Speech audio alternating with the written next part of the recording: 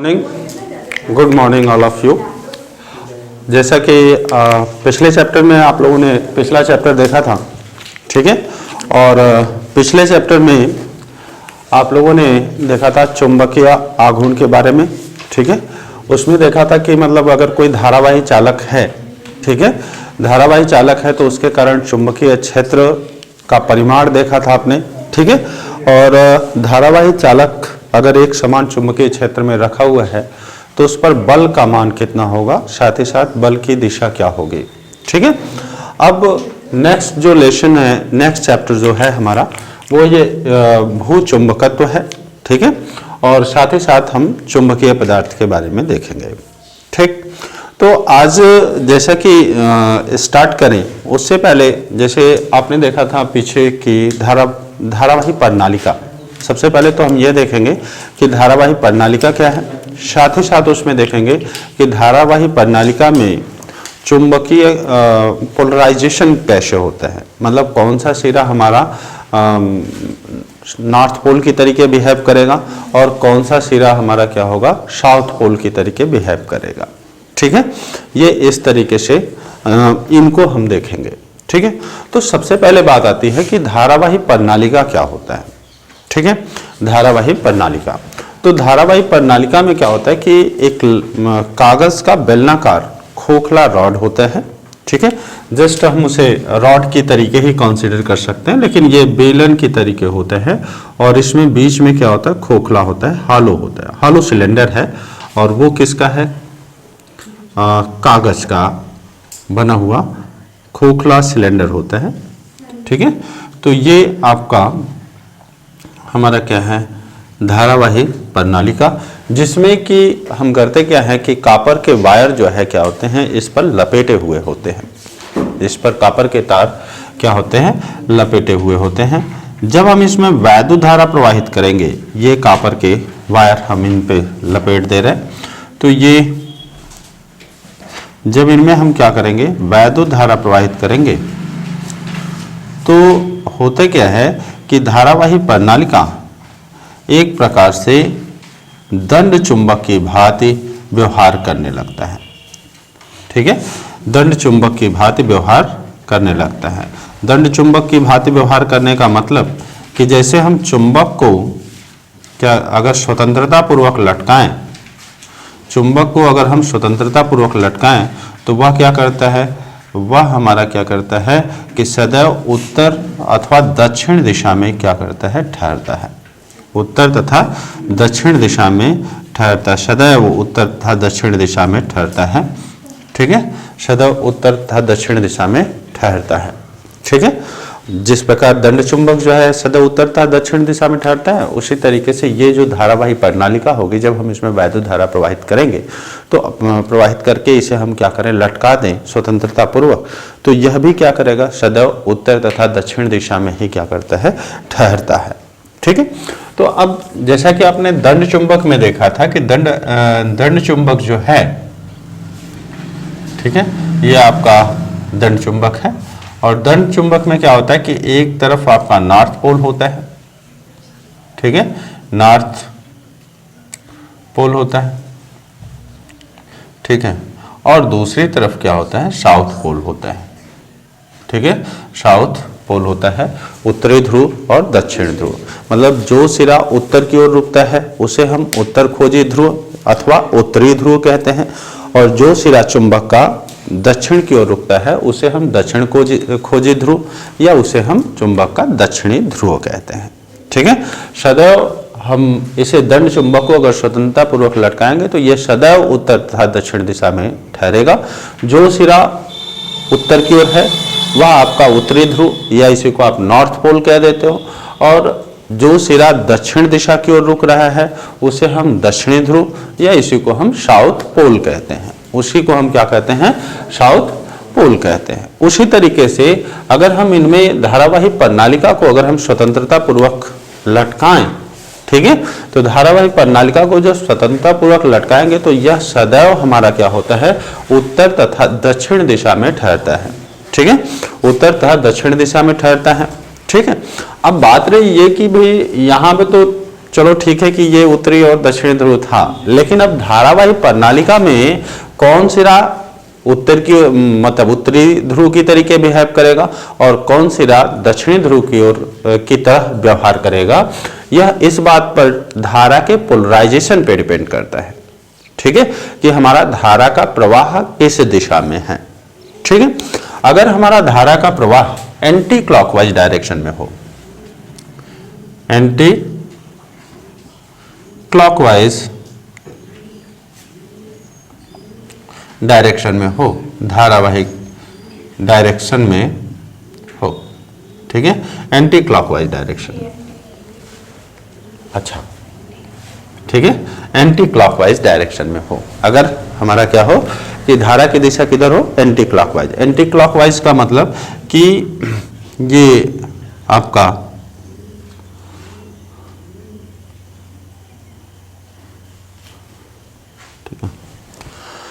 ये है धारा हमारा इस डायरेक्शन में बहे। ठीक है, धारा अगर हमारा क्या हो रहा हो, इस डायरेक्शन में बहे, ये डायरेक्शन आपका क्या हो जाएगा, एंटी क्लॉकवाइज। आप देखते हो घड़ी इस तरीके से चल रही और घड़ी के चलने के, सुई के चलने के विपरीत दिशा में अगर हमारा धारा क्या हो रहा हो, प्रवाहित हो रहा हो। ठीक है, तो अगर धारा प्रवाहित हो रहा हो तो वह सिरा जो होगा वह नॉर्थ पोल की तरीके बिहेव करेगा। ठीक है, नॉर्थ पोल की तरीके बिहेव करेगा। ठीक है, नॉर्थ पोल की तरीके बिहेव करेगा यदि उसमें धारा का पोलराइजेशन क्या हो, एंटी क्लॉकवाइज डायरेक्शन में हो तब। ठीक है, और अगर यही धारा का जो धारा प्रवाह की जो दिशा हो जाए, धारा प्रवाह की दिशा जो है अगर क्लॉकवाइज डायरेक्शन में हो गया, क्लॉकवाइज डायरेक्शन में, तो यह जो है हमारा क्या करेगा, साउथ पोल की तरीके या आप कह लीजिए दक्षिणी ध्रुव की तरीके ये क्या करेगा, बिहेव करेगा। ठीक है, दक्षिणी ध्रुव की तरह यह क्या करेगा, बिहेव करेगा। क्लियर है। तो अब इसमें जैसे अगर हमारा धारा प्रवाहित हो रहा है यहाँ पे अगर हम देखें, ठीक है, तो जब धारा इसमें क्या कर रहा है, जब प्रवेश कर रहा है तो इसका डायरेक्शन हमारा अगर देखें, यहां से धारा प्रवाहित हो रहा है, ऐसे आया ना, और फिर क्या होगा, ये पीछे से ऐसे घूमेगा ना, फिर ऊपर जाएगा। तो अगर ऐसे देखेंगे तो यह हमारा किस तरीके से घूम रहा है, क्लॉकवाइज डायरेक्शन में घूम रहा है। तो क्लॉकवाइज डायरेक्शन में घूम रहा है तो यह पोल हमारा किस तरीके बिहेव करेगा, साउथ पोल की तरीके। और सेकेंडरी जो पोल होगा, जो दूसरा पोल होगा, वह तब किसकी तरीके बिहेव करेगा, वह आपका जो है एक साउथ पोल हो गया तो दूसरा आपका क्या हो जाएगा, नॉर्थ पोल की तरीके यह क्या करेगा, बिहेव करेगा। ठीक है, मतलब कुल मिला के धारावाही प्रणालिका को आप एक दंड चुंबक की तरीके क्या कर सकते हैं, बिहेव कर सकते हैं, ट्रीट कर सकते हैं। क्लियर है। यह एक प्रकार का अस्थायी चुंबक है और यह आपका क्या है, स्थायी चुंबक है। क्लियर। फिर बात आती है कि धारावाही प्रणालिका और दंड चुंबक के गुणों में समानता, सिमिलरिटीज क्या क्या होती हैं। ठीक है, तो जैसे अगर दंड चुंबक, पहले ही बताया इनकी प्रॉपर्टी में कि दंड चुंबक को इनके गुरुत्व केंद्र से बांध करके सीधे स्वतंत्रता पूर्वक लटका दीजिए या धारावाही प्रणालिका को स्वतंत्रता पूर्वक लटका दीजिए, दोनों ही सदैव क्या करेंगे, उत्तर और दक्षिण दिशा में ही ठहरते हैं, पहला। ठीक। दूसरा, अगर हम इनको क्या करें कि दो धारावाही प्रणालिकाओं को साथ साथ ले लें ना, और इनमें धारा का पोलराइजेशन हम क्या करें कि पोलराइजेशन जो है सेम पोलराइजेशन रखें, ध्रुवण क्या रखें, दोनों की सेम रखें, मतलब दोनों में धारा समान दिशा में अगर प्रवाहित हो रही हो तो उनमें क्या होगा, प्रतिकर्षण का बल कार्य करेगा। और अगर विपरीत दिशाओं में प्रवाहित हो रहा है, ठीक है, सॉरी गलत बोल दिए, अगर दोनों में मान लो किसी तरीके का एक और धारावाही प्रणालिका आप ले लीजिए, ठीक है, धारावाही प्रणालिका आपने एक और ले लिया और दोनों में जो धारा के प्रवाह की जो दिशा है हम सेम रखते हैं, तो अगर सेम रख रहे हैं, ठीक है, तो यह पोल हमारा क्या हो जाएगा, तब यह पोल आपका साउथ पोल की तरीके बिहेव करने लगेगा, साउथ पोल की तरीके बिहेव करने लगेगा। तो यहाँ पे देखोगे कि विपरीत ध्रुव में ना, विपरीत ध्रुव में हमारा कौन सा बल कार्य करता है, विपरीत ध्रुव में आकर्षण का बल कार्य करता है। ठीक है, विपरीत ध्रुवों में आकर्षण का बल और समान ध्रुवों में क्या होता है, प्रतिकर्षण का बल कार्य करता है। तो जैसे इसमें है, ठीक है, तो अब इनमें क्या होगा, यहाँ पर क्या हो जाएगा कि यहाँ पर इनमें क्या होगा, जो है आकर्षण का बल कार्य करेगा। ठीक है, और अगर उसी तरीके से अगर दंड चुंबक में भी देखा जाए तो नॉर्थ साउथ को समीप में लेकर के आएंगे तो वो क्या हो जाएंगे, एक दूसरे से चिपक जाएंगे, यानी कि उनके बीच में क्या होगा, आकर्षण का बल कार्य करता है। तो जिस तरीके से दंड चुंबक में क्या होता है कि विपरीत ध्रुवों में आकर्षण का बल, ठीक है, और समान ध्रुवों में क्या होता है, प्रतिकर्षण का बल कार्य करता है, उसी तरीके से यहाँ पे भी धारावाही प्रणालिका में भी होता है। ठीक है, अगर हम पोलराइजेशन मतलब धारा के दोनों में धारा की दिशा सेम रखते हैं तो उनमें क्या होगा, आकर्षण का बल कार्य करेगा, और धारा की दिशा अगर अपोजिट रख दें तो उनमें क्या हो जाएगा, प्रतिकर्षण का बल कार्य करेगा। यह इनकी क्या हो गई, दूसरी प्रॉपर्टी हो गई। तीसरा चीज क्या है कि अगर ये दंड चुंबक है और इनको हम क्या करें कि लोहे के छोटे छोटे टुकड़ों के समीप लेकर के जाएं, तो यह क्या करते हैं, लोहे के छोटे छोटे टुकड़ों को अपनी ओर आकर्षित कर लेते हैं। उसी तरीके से धारावाही प्रणालिका को भी अगर हम लोहे के छोटे छोटे टुकड़ों के समीप लेकर के जाएं तो यह भी क्या करेगा, यह भी उन टुकड़ों को क्या करेगा, अपनी ओर आकर्षित कर लेता है। मतलब इसमें तो चुंबकत्व का गुण है ही, साथ साथ इसमें भी क्या होता है, चुंबकत्व का गुण होता है। ठीक है, इसमें भी क्या होता है, चुंबकत्व का गुण होता है। अब बात रही ये कि अगर मान लो कि हम इनके बगल में, ठीक है, कोई चुंबकीय सुई लेकर के जाते हैं, मैग्नेटिक कंपास जिसको बोलते हैं, तो अगर हम चुंबकीय सुई अगर हम दंड चुंबक के समीप या धारावाही प्रणालिका के समीप अगर हम क्या करते हैं, चुंबकीय सुई लेकर के जाते हैं, तो वह क्या करता है कि वह जो ये दंड चुंबक है या धारावाही प्रणालिका है, वह चुंबकीय सुई पर क्या करता है, एक बल आघूर्ण क्या करता है, आरोपित करता है, जिससे क्या होता है कि चुंबकीय सुई एक निश्चित दिशा में आकर के क्या होती है, ठहर जाती है, एक निश्चित दिशा में आकर के क्या करती है, ठहर जाती है। तो ये जो है दोनों में होता है, चाहे दंड चुंबक ले लीजिए चाहे प्रणालिका ले लीजिए। ठीक है, तो ये कुछ गुण थे जो कि मतलब धारावाही प्रणालिका और जो है आपका दंड चुंबक दोनों के गुणों में हमारा क्या था, समानता था। ठीक है, साथ ही साथ हमने ये देखा कि धारावाही प्रणालिका का ध्रुवता कैसे होता है, और वो डिपेंड करता है धारा पर। अगर धारा हमारा क्या कर रहा है, एंटी क्लॉकवाइज डायरेक्शन में प्रवाहित हो रहा है धारावाही प्रणालिका में, तो वह सिरा हमारा क्या करेगा, नॉर्थ पोल की तरीके बिहेव करेगा, और जिसमें धारा हमारा क्या हो रहा है, क्लॉकवाइज डायरेक्शन में प्रवाहित हो रहा है, वह सिरा आपका क्या करेगा, वह साउथ पोल की तरीके बिहेव करेगा, दक्षिणी ध्रुव की तरीके बिहेव करेगा। ठीक है, फिर बात आएगी इस चैप्टर में, फिर बात आएगी चुंबकीय क्षेत्र रेखाएं या कह लीजिए चुंबकीय बल रेखाएं। ठीक है, चुंबकीय बल रेखाएं। तो चलिए हम लोग नेक्स्ट टॉपिक में देखेंगे मैग्नेटिक फील्ड लाइन। ठीक है, मैग्नेटिक फील्ड लाइन के बारे में हम लोग देखेंगे।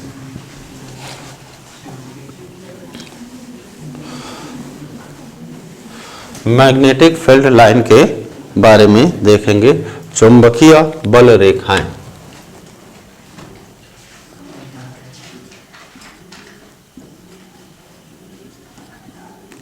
चुंबकीय बल रेखाएं। ठीक है, और चुंबकीय बल रेखाओं के साथ साथ थोड़ा सा हम कंपैरेटिव देख लेते हैं, मतलब कुल मिला के चुंबकीय बल रेखाएं और वैद्युत बल रेखाएं, वैद्युत बल रेखाएं। ठीक है, वैद्युत बल रेखाएं।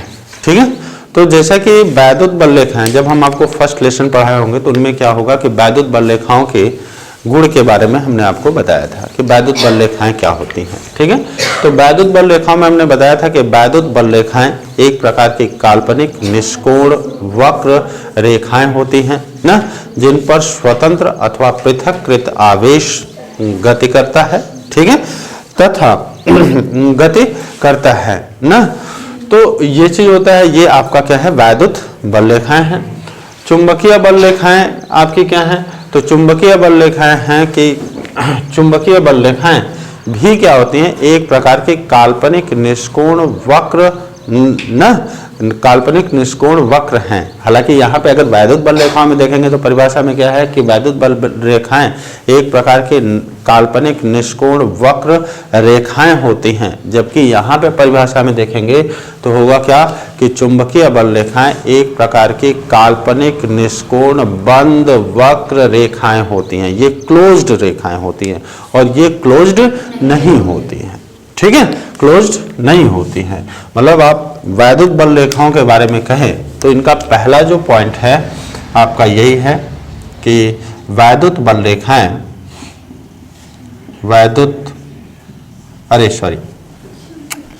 चुंबकीय बल रेखाएं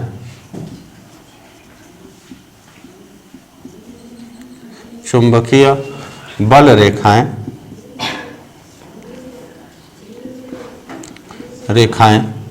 एक प्रकार की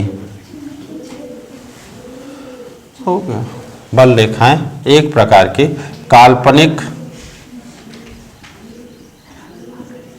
निष्कोण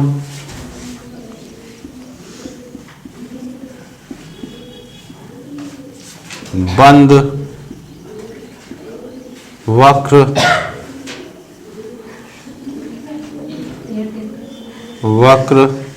रेखाएं होती हैं जो क्या करती हैं, जो कि चुंबकीय क्षेत्र का अविरत प्रदर्शन करती हैं। जो कि क्या करती हैं, चुंबकीय क्षेत्र का अविरत प्रदर्शन करती हैं, मतलब continuous magnetic field, continue magnetic field का रिप्रेजेंटेशन करती हैं। ठीक है, जो कि क्या करती हैं, जो चुंबकीय क्षेत्र का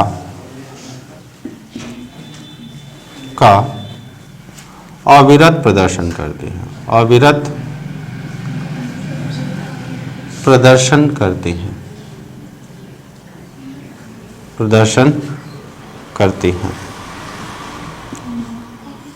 ठीक है, प्रदर्शन करती हैं। ठीक है, अविरत प्रदर्शन करती हैं।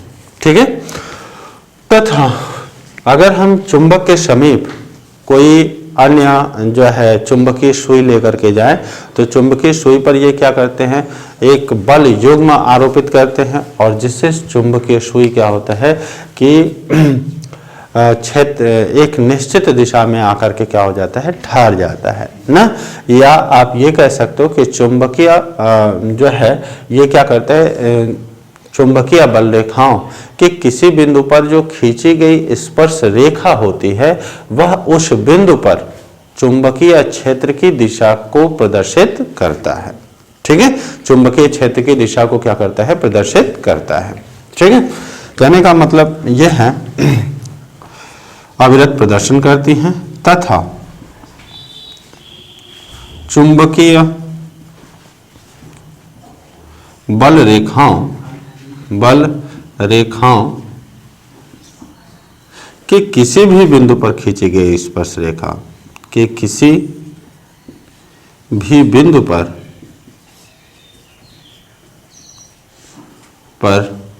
खींची गई स्पर्श रेखा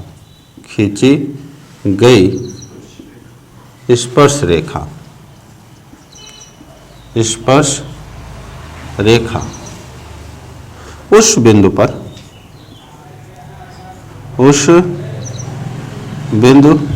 पर क्या करता है, चुंबकीय क्षेत्र की दिशा को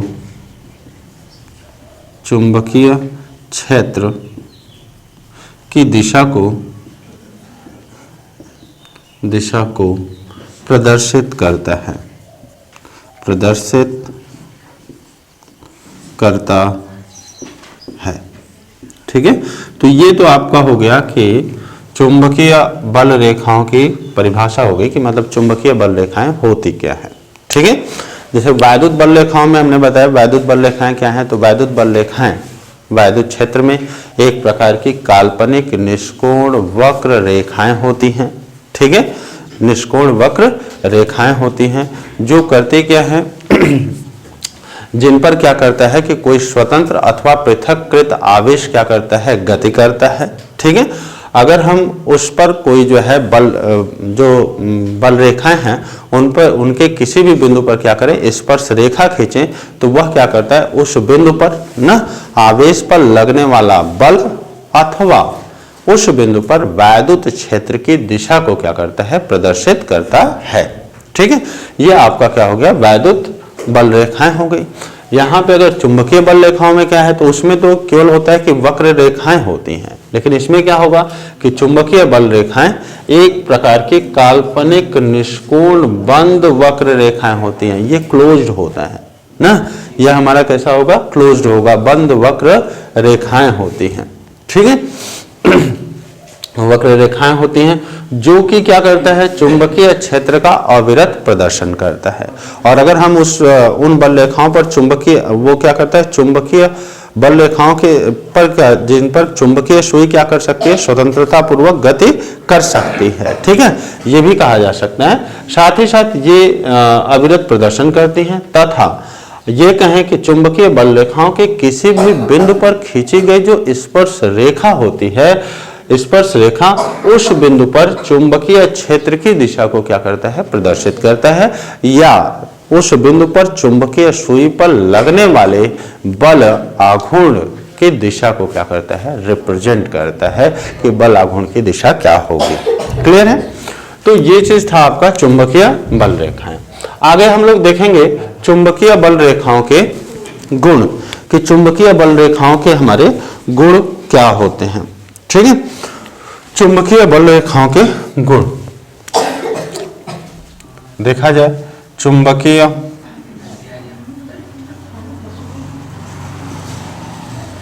बल रेखाओं के गुण, properties of magnetic force line, जो भी कह लीजिए, या फील्ड लाइन, जो भी आपको अच्छा लगे, तो आप ये भी कह सकते हो कि मैग्नेटिक जो है फील्ड लाइन। ठीक है, property of magnetic field line, या फिर आप कह लो कि चुंबकीय बल रेखाएं या फोर्स लाइन की जो है प्रॉपर्टीज क्या होगी मैग्नेटिक फील्ड में।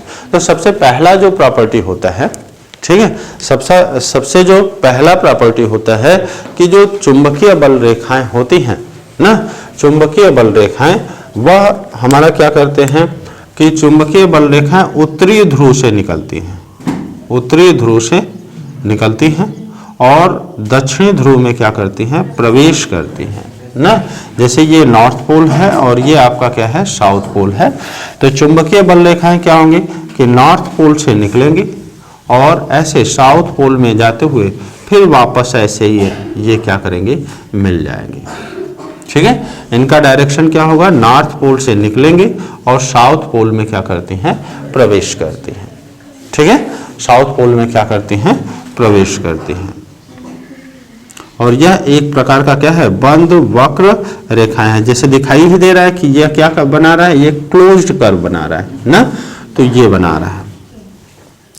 ठीक है, ये आपका और एक दो खींच दिया जाए तो ये जैसे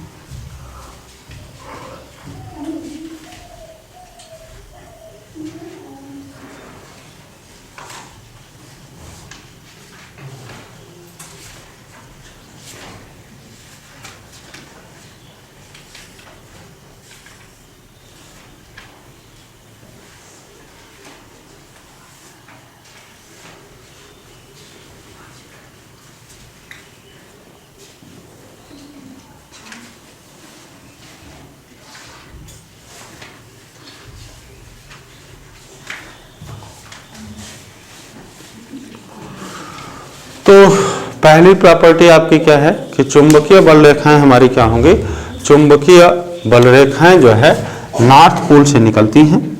पहली प्रॉपर्टी में क्या होगा, चुंबकीय बल रेखाएं, चुंबकीय बल रेखाएं, बल रेखाएं, ठीक है, उत्तरी ध्रुव से निकलकर, उत्तरी ध्रुव से निकलकर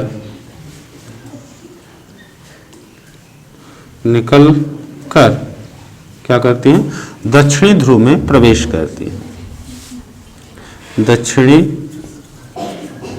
ध्रुव में प्रवेश करती हैं, प्रवेश करती हैं। ठीक है, दक्षिणी ध्रुव में क्या करती हैं, प्रवेश करती हैं। फिर दूसरी प्रॉपर्टी में क्या होता है, दूसरी प्रॉपर्टी में अगर हम ये कहें कि अगर हम इन पर, इनके किसी भी बिंदु पर हम स्पर्श रेखा खींचें, टेंजेंट खींचें ना, तो टेंजेंट खींचेंगे तो यह उस बिंदु पर क्या करेगा, चुंबकीय क्षेत्र की दिशा को प्रदर्शित करता है, या उस बिंदु पर चुंबकीय द्विध्रुव पर लगने वाले बल आघूर्ण को क्या करता है, प्रदर्शित करता है। ठीक है, तो दूसरी प्रॉपर्टी में आप क्या लिख सकते हो कि चुंबकीय बल रेखाओं के किसी भी बिंदु पर, किसी भी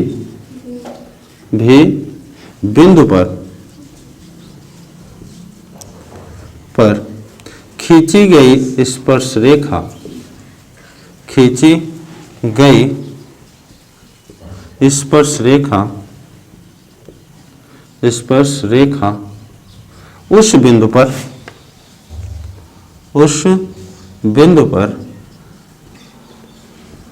चुंबकीय क्षेत्र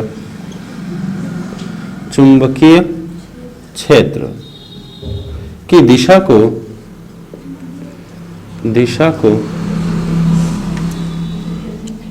प्रदर्शित करता है, ठीक है, ये चीज हो गया, प्रदर्शित करता है। ठीक है, आगे बढ़ते हैं। अब इनके हम तीसरी प्रॉपर्टी की बात कर ले कि तीसरा प्रॉपर्टी क्या होगा, तो हम देखेंगे कि ये जो चुंबकीय बल रेखाएं होती है, कोई भी दो चुंबकीय बल रेखाएं एक दूसरे को कभी भी नहीं काटती हैं। ठीक है, एक दूसरे को कभी भी नहीं काटती। ठीक है, तो ये कह सकते हैं कि जो तीसरी प्रॉपर्टी में आप ये कह सकते हो कि दो चुंबकीय बल रेखाएं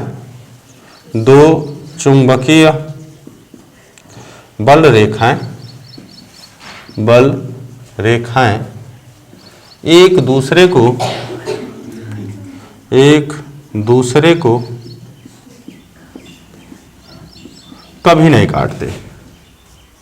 कभी नहीं काटते,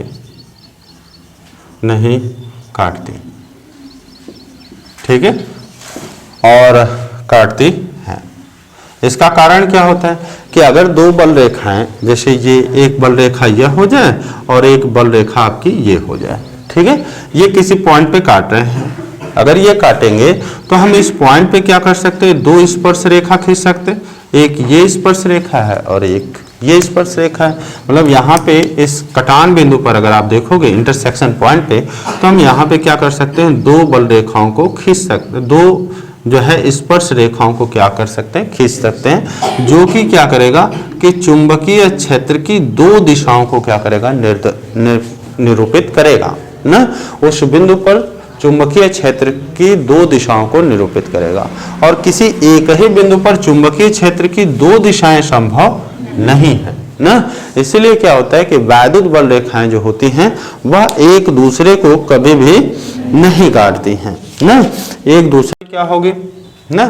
तो चौथी प्रॉपर्टी जो है होता है कि वैद्युत क्षेत्र की तीव्रता जो होती है, वैद्युत क्षेत्र कह रहे हैं, चुंबकीय क्षेत्र, ठीक है, चुंबकीय क्षेत्र की तीव्रता, क्षेत्र की तीव्रता जो होती है, ठीक है, तीव्रता फ्लक्स रेखाओं के या बल रेखाओं के, जो भी कह लीजिए, बल रेखाएं कह लीजिए या फ्लक्स रेखाएं कह लीजिए, बात वही है, ठीक है। तो बल रेखाओं के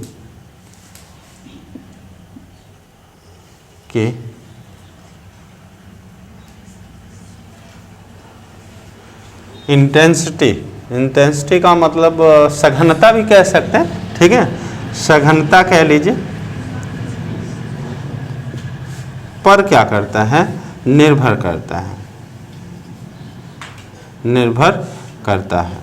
अब सघनता पर निर्भर करने का मतलब क्या हो गया कि सघनता पर निर्भर करने का मतलब हो गया कि अगर वैद्युत बल रेखाएं हमारी क्या हैं, पास पास हैं, ठीक है, पास पास हैं, तो वहाँ पर चुंबकीय बल रेखाएं क्या हैं, एक दूसरे के अगर पास पास हैं तो वहाँ पर चुंबकीय क्षेत्र की तीव्रता क्या होगी, अधिक होगी, और जहाँ पर चुंबकीय बल रेखाएं हमारी क्या हैं, दूर दूर हैं, वहाँ पर चुंबकीय क्षेत्र की तीव्रता क्या होगी, कम होगी, ठीक है, वहाँ पर चुंबकीय क्षेत्र की तीव्रता क्या होगी, कम होगी।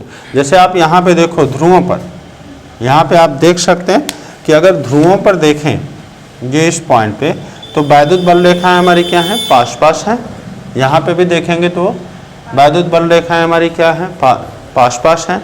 तो ध्रुवों पर क्या होता है कि चुंबकीय क्षेत्र की तीव्रता क्या होती है, अधिक होती है, जबकि यही मध्य में जब आएंगे तो मध्य में क्या है, चुंबकीय बल रेखाओं की दूरी हमारी क्या हो गई, बढ़ गई।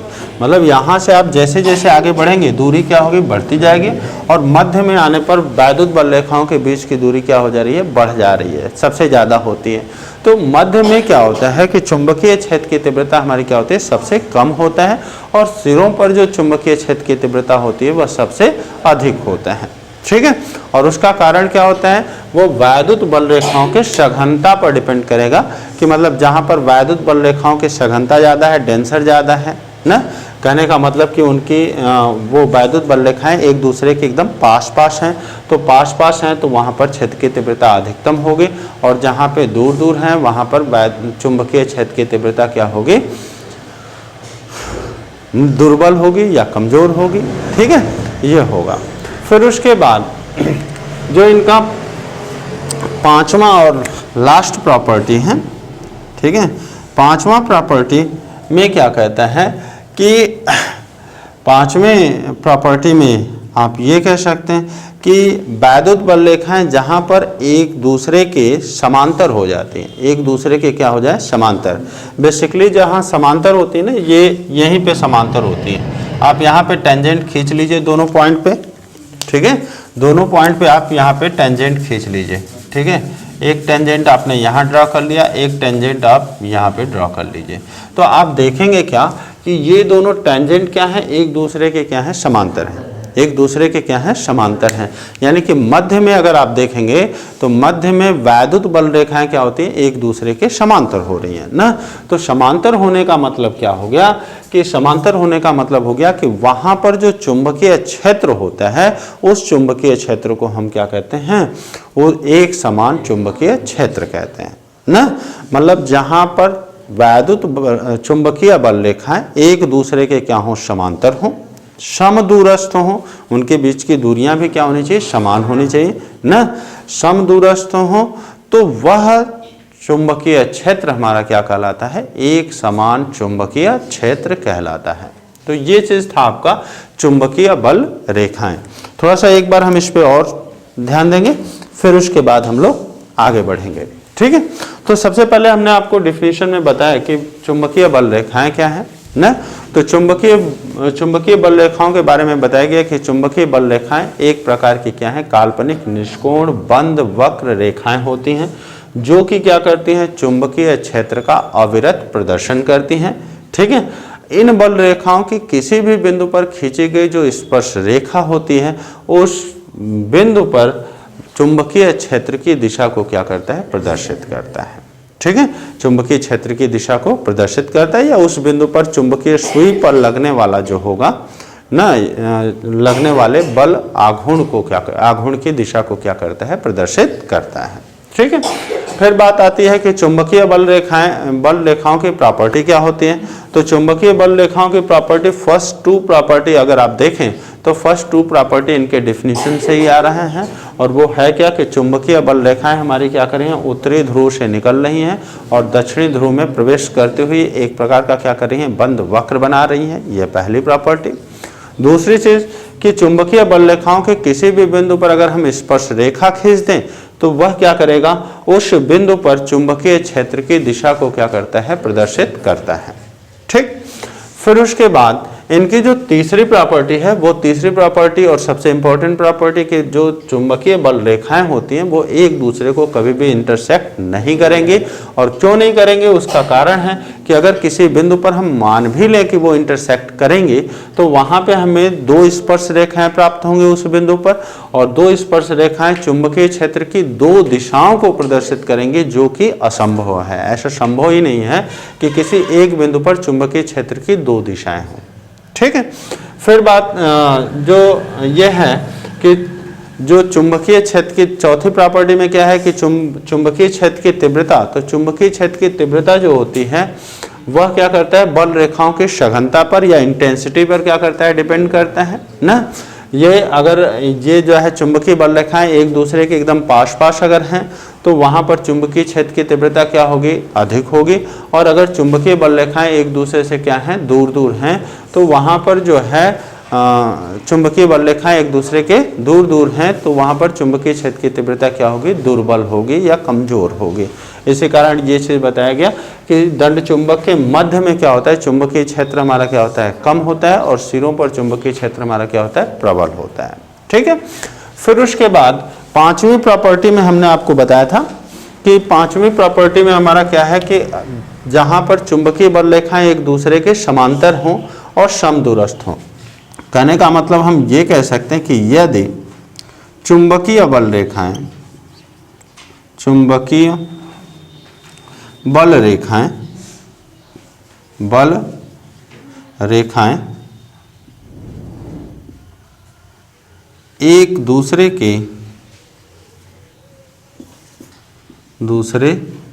के समांतर व समदूरस्थ हों, व समदूरस्थ हों,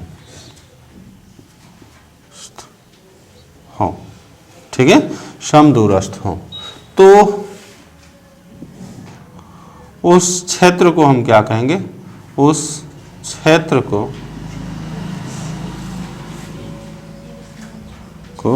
एक समान चुंबकीय क्षेत्र कहते हैं, एक समान चुंबकीय क्षेत्र कहते हैं। ठीक है, एक समान चुंबकीय क्षेत्र कहते हैं। क्लियर है, एक समान चुंबकीय क्षेत्र कहते हैं। तो ये चीज था हमारा चुंबकीय बल रेखाओं की परिभाषा, और साथ ही साथ चुंबकीय बल रेखाओं के गुण थे। ठीक है, आगे हम लोग देखेंगे कि पृथ्वी का चुंबकीय क्षेत्र के बारे में देखेंगे, मतलब अर्थ मैग्नेटिक फील्ड के बारे में देखेंगे।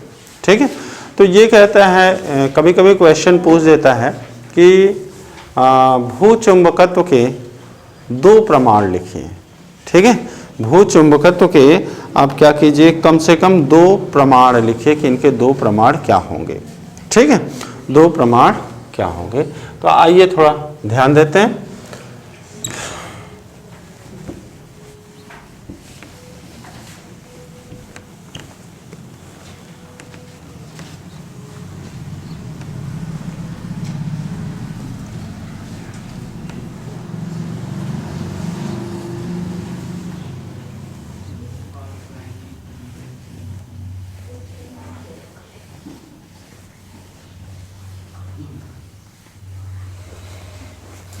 ठीक है, तो ये देखते हैं कि पृथ्वी का चुंबकीय क्षेत्र, पृथ्वी का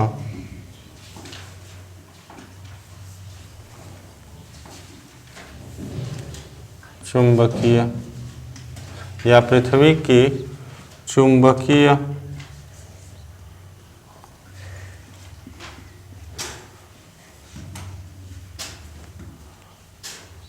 गुण का प्रमाण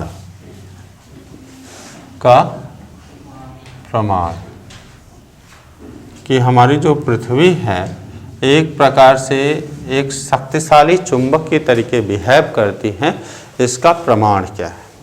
ठीक, तो है क्या कि जैसे अगर हम जो है क्या करें कि